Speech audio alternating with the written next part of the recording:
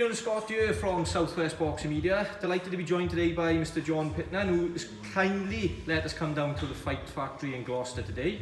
So first of all, John, how are you, mate? You good? Yeah, I'm good, thanks. Oh, wicked. How happy were you, or relieved I suppose is the word, the fact that you can finally open the gym back up and get cracking with boxing? Yeah, really relieved, really. It's like, I need this for my own sanity as well as everybody else's, and it's like, there's people from all walks of life who use the gym for all different reasons, and 1 month of lockdown was a nice rest. After that, it was starting to do my head in. So I started doing online workouts, and we had about 250 people signed up online. That's cool. That's like great. We had 4 in Tenerife, 1 in Somalia, a couple up north in Manchester. So we had people from all over doing the online stuff. But it's not like being in here. No. You know, I was coming in here in the lockdown, just being on my own in here, really.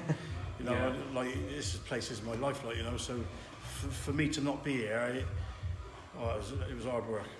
You mentioned how difficult it's been being away from the gym and the gym environment. I mean, you've obviously missed your fighters. What sort of alternatives have you come up and given to your fighters during this tough time?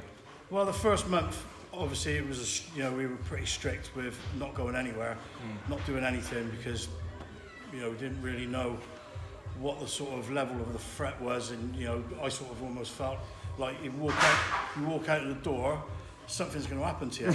Yeah. And then you sort of like venture out to the shops and you think, oh, something ain't going to happen. Riiddy was in here pretty much all the time after the first month. He's got a key to this place anyway, so he can come and go as he pleases. He comes in and cleans for you, obviously, when you're he keeps my office tidy. Like with Shabir, he's pretty self-motivated anyway, so he's just turning over. He's already won maybe an amateur national title, so he's one of those people that you don't have to even say go run. He's on it anyway. Yeah. He was quite, different level. Different people got different stress levels with this COVID. Some people don't care about it. Some people are like, Shab was quite scared to go out, I think. So I think he sort of neglected the training a little bit, and then got back on the running. Riiddy was in the gym on his own. Then obviously with me as well. My lad Jay. Well, I feel sorry for him. It's like living with Hitler. I'm on his case all the time, but I think everyone just got to the point where everyone wanted to train. Yeah. So, it was a weird time though. Definitely, mate. We obviously saw you down at St. Joe's, Tony Borg. I'm assuming you've got a close relationship with Tony. Just wondering, how did that come about? Is it over a period of years? Have you known briefly? What's the situation there? Well, sort of met Tony on the circuit, really. My lad used to do like RJ when he was like between 5 years old, 10 years old. He used to go on a lot of the pro circuit doing pad demos and stuff. So we'd be warming up in the same changing rooms as like Tony and Chris Sanagar, and you get to know the right people, and you do know them through the amateur circuit as well. St. Joe's got an amateur side to their gym. Yeah. We've got an amateur side, so you sort of like start recognising people's faces and that. And then when Riiddy started sort of doing well as a pro, the level of sparring at St. Joe's, if you really want to make it, you've got to be able to hold your own with them boys. So we started going up there, and he was sparring like with Mitchell Buckland, and and There's a real acid test in St. Joe's. do you know what? You go there, and the first time you go there, if you're not up to it, You get found out. you're going to get Yeah. found out, and Yeah. you probably won't go back. and it's not about, you don't have to get the better of the spar or anything like that, but I think the lads at St. Joe's want to see what you're made of, and if you come back for some more and you want to learn and all the rest of it, then you gain people's respect like that. So we've been going backwards and forwards to St. Joe's for ages, and obviously Tony helps out in the corner with us as well. And to have somebody like Tony who's got the experience he has, for me it's amazing, because like I'm not one of these people who think, Riiddy's my fighter. Pressure, I don't want, you know, Yeah, if I can learn more from Tony and then have Tony benefit, because at the end of the day it's about Riiddy and about me. Yeah. You know, and I can learn from Tony's experience and Billy. There's stuff that they've said that you just don't, you know, it's only, you know, some little things, but it's stuff that matters, like, you know, and course, it all helps. So, you know, it's great to have somebody with that experience, sort of level of experience on board. Riiddy's fight, so I think we're almost bang on a month away, without obviously giving too much away. I was Camp gone with Riiddy? Is he looking in good shape? He's in amazing shape. Yeah, he's in really good shape. It's just like we're right in the pit of the hard training. You know, like he's right balls deep in shit at the moment. Do you know what I mean? There's no better. There's no. I think that's the clickbait there. The Riiddy's clickbait, balls honestly. deep in the shit. there's no easy way of saying it. You know, like there's nothing easy about any of his days at the moment. Yeah. You know, and his sparring's going well, the training's going well, his fitness is on another level. We've still got a way to go as well. So, you know, we couldn't be in a better place than we are at the moment. Now this is the third time round that the fight has been set to happen. How frustrating has it been for you and the team when it's previously, you know, the fight has been pulled, and even on the day of the fight as well? It's just a nightmare. Like it's The like, dark side of boxing. I'll tell you what it is. It's like having sex without having an orgasm. Right? Do you want to change the clickbait? I'm changing the clickbait now. We go with that. Right? You get this massive build-up, and then there's nothing, and it is just like Such an anticlimax. it's just so hard to deal with, because like you go through this like load of roller coaster of emotions and that, and you know, I'm not feeling the physical pain that Riiddy's feeling through training camp or any of the other fighters, but emotionally I'm right there with him. Yeah, you know, you go through, you know, if he's having a bad day, it's stressful for me, you know, and if he's having a good day and everything's going great, then you know, everything's great. But like it's just it's hard. Like to do it once was hard, to do it twice was really hard. So I'm lucky then. You know, you want to study a fighter, you study a fighter, you watch videos and videos and videos and much as you can. You do that once and then you want to move on. You know, and I'm sure Barry Smith, Bowes' trainer, feels exactly the same. He's probably sick of the sight already. Yeah. But like, you know, it's just hard work, and it'd be nice to just get this one done.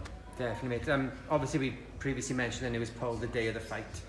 I'm just wondering, with your sort of experience, did you have an inkling that maybe it was going to happen? I know there was a bit of an issue on the scales. No, not at all, really. I mean, like, you can't read anything into, you know, people don't look great on the scales, but at the end of the day, you know, I've seen loads of fighters look like death on the scales, and then 24 hours later, you can't even recognise them. Yeah. So, no, I mean, like, Bowes didn't look at his best on the scales, but at the end of the day, he's cut weight to get on there, so he's not going to look his best. We had no idea that there was anything going to happen. It was just a phone call out of the blue, and fights off, and that was that. Now you mentioned how frustrating it was for you, Riiddy, and the team. Was there ever any sort of worry from your side as a trainer, John, about Riiddy's mindset or motivation for the fight, and you know, at a later date? Did you think maybe it might be in the back of his head all the time, well, this fight might be pulled again, it might not happen? I mean, every fighter goes through. They're motivated. They go through times when they're not motivated, and you know, Riiddy's no different. Sometimes he's on fire. Sometimes he's easy to work with. Other times, you know, I've got to drag him here and grind the session out. Yeah. But I never really thought the fight won't happen, because you know, it's been ordered by the board. So, you know, at the end of the day, you know, I should imagine Phillip Bowes wants this fight. You know, it's fighting for a British title. You know, who doesn't want to fight for that? So, you know, it's not a case of, oh, you know, Bowes might pull out or nothing like that. I don't think that for 1 minute. I think Phillip Bowes believes that he can win, and I think he's up for it. But I just don't think that he's got what it takes to do it. You know, it's no disrespect to him.